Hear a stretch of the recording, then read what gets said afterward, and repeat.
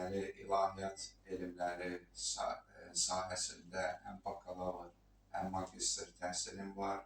Bakalavr təhsilim İslamşünaslıqdır, magistr təhsilim İslam elmləri araşdırması üzərindədir və hardasa bir xeyli müddətdir ki, rəqəmsal kontent üzərində işləyirəm. Yəni, özünüzə bilirsiniz ki, bu maarifçilik sahəsi barəsində edirəm.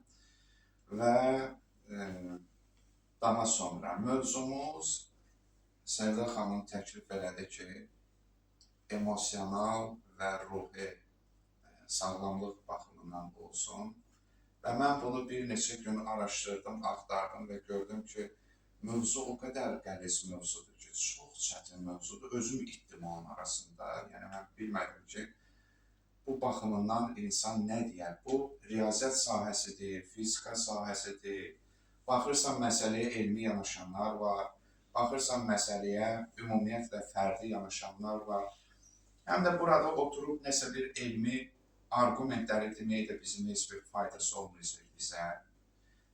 Məşhur din adamlarından biri qəşəng deyildi, mən bunu tez-tez deyirəm. Bir 45 dəqiqə danışıram, birinci 15 dəqiqədə mən və auditoriya hər ikimiz başa düşürük. İkinci 15 dəqiqədə deyir, mən danışıram, auditoriya başa düşmür. Üçüncü 15 dəqiqədə nə mən nə danışdığımı başa düşürəm, nə auditoriya. Ümid edirəm ki, bu hala gəlib çıxmayacaq. Ona görə mən nə qədər bacarmışam, bəsit şəkildə izah